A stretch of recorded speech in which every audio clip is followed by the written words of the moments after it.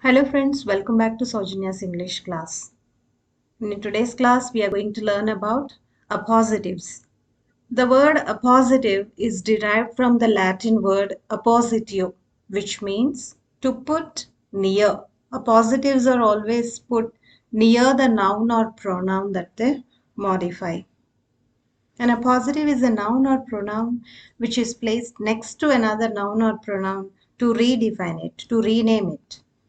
Example, my brother John is a simple man. So here we can see John is our appositive, which is giving more information about the noun phrase my brother. There is a subtle difference between a relative clause, that is an adjective clause, and an appositive. Children usually make mistake in identifying them. Look at the example. John, who is my brother, is a simple man. Here John is a simple man, that is our main clause, and who is my brother is a relative clause. There are two types of appositives. Restrictive appositives, they give us necessary information related to the noun or pronoun that they modify. For example, my brother John is a simple man. We do not separate our appositive with commas. This is necessary for us to identify John as my brother. As per this sentence, I have many brothers and John is one of them. Non-restrictive appositives, they add information which is not necessary, not essential for the sentence. For example, my brother John is a simple man. Here, John is our appositive which is separated with the help of two commas. So what does it mean? As per this sentence, John is my only brother. Okay. So in the previous sentence we have seen my brother John is a simple man. Here no commas because I have many brothers and John is one of them. So John is very much needed over here to identify this noun phrase my brother, as he is not the only one. But as per this sentence, my brother John is a simple man. Here we have separated John with commas because I have only one brother, that is obviously John. We do not need that appositive in this sentence. I can simply say my brother is a simple man and people around me will definitely understand who I am talking about because I have only one brother. Then how to punctuate an appositive or appositive phrase. By now you might have understood, but let me reinforce it one more time. A restrictive appositive or appositive phrase is essential to the meaning of the noun or pronoun it belongs to. So don't use commas to separate them. Example, the chairman of the firm Oracle will be our chief guest. There are so many firms. We are talking about one particular firm, that is Oracle. Okay, so it is very much needed for our sentence. It is very much needed for us to identify which firm I'm talking about. So I haven't separated with commas. This is a restrictive appositive over here. My friend Reena is a Blue Cross member. So according to this sentence, I have so many friends. I am identifying my friend with the help of this particular essential or restrictive appositive Reena. If I don't mention Reena, people will get confused because I have so many friends. Reena is one of them. Okay, so here I am making it a restrictive appositive by identifying which friend I am talking about. And a non-restrictive appositive or a phrase provides non-essential information about the noun or pronoun it modifies in the sentence, and it should be separated with the commas or hyphens or parentheses. It is totally up to you which one to use. Narendra Modi, the Prime Minister of India, is from Gujarat. See here, the Prime Minister of India is a non-restrictive appositive phrase because everyone in India knows who is Narendra Modi. Okay, so we do not need this additional information. That is why we have separated this appositive phrase with the help of the commas. My one and only cousin Linda is my alter self. What does it mean? I have only one cousin and her name is Linda. If I say my one and only cousin is my alter self, even then people around me will understand who am I talking about because I have only one cousin and that is Linda, obviously. Then let us look at this pronoun it and its appositives. Here also children make many mistakes to identify an appositive or a phrase in the sentence. First one is noun clause. Noun clause in opposition to pronoun it. It is him that built this beautiful house. So that built this beautiful house. So we are just modifying what is this? It over here. So we are not saying he built this beautiful house. Even like that also we can say. But if we say like this, it is him that built this beautiful house. There is obviously a sort of emphasis on that which adds a kind of weight to our sentence.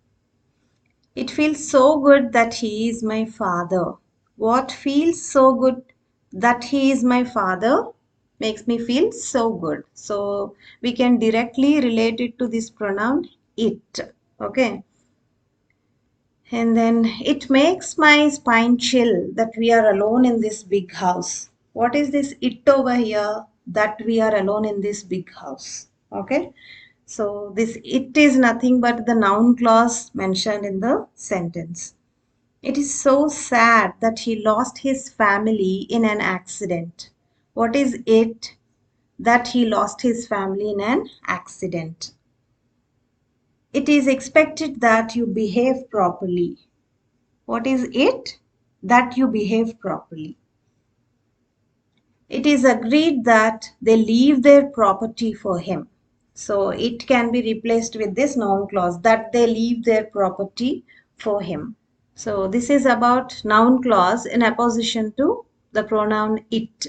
Pronoun it and its appositives, now infinitives. It is exciting to watch the birds. So what is this it over here? To watch the birds. What is exciting? To watch the birds is exciting. It is so kind of you to give us shelter. So what is it over here? To give us shelter.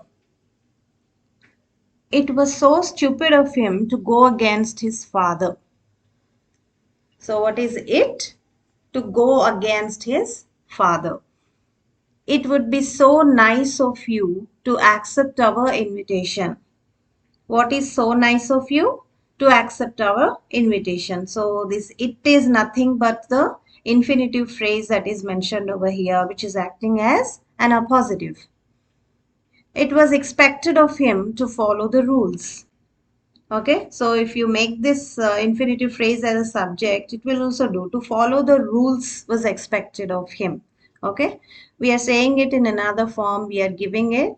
We are using the pronoun it over here, and we are using an infinitive as in opposition to that pronoun.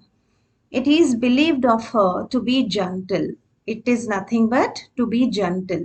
So this is about infinitives in opposition to pronoun it.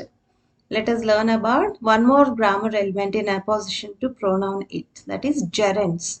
Of course, this is a bit of rare in usage, but we should know about it. That's why I'm including it over here.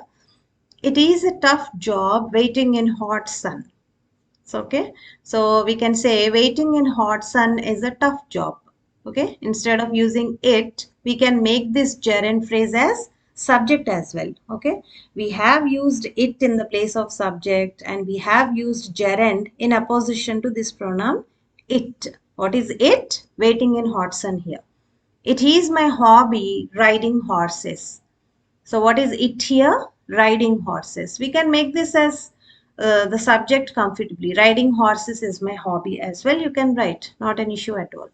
It was so heartrending leaving the native place. So what is it in this sentence? Leaving the native place. It has always been his passion teaching the underprivileged. So it over here we can rename as teaching the underprivileged. It is so sweet of you welcoming us. So this particular gerund phrase in opposition to pronoun it. What is so sweet of you? Welcoming us. It is a kind gesture feeding the orphans during the pandemic. So this entire gerund phrase, feeding the orphans during the pandemic, can form the subject as well. But here it is used in opposition to the pronoun it, which is the actual subject in this sentence. So this is about pronoun it and those three, noun clause, infinitives and gerund phrases or clauses in opposition to the pronoun it. Now we have come to the last part of the lesson, that is quiz. Very simple one. Find out the appositives and punctuate them appropriately. My favorite holiday spot, Alipi, is located in Kerala, God's own country. So, just to remind you, I haven't punctuated these sentences so that you can check your knowledge of your appositives. Suits, a web series on Netflix, is an interesting show. My sister Winnie is a cardiologist. Titanic, my favorite movie, has won 14 Academy Awards. The Kapoors, our neighbors, are relocating to New York. I have just finished reading Anna Karenina, a novel by Leo Tolstoy. The famous Bollywood actor Amitabh Bachchan has a film production company. So this is our simple quiz, dears. Try to identify these appositives as restrictive and non-restrictive. Then try to punctuate them accordingly. Meet soon with another interesting video, dears. Thank you so much for being with me. Bye for now.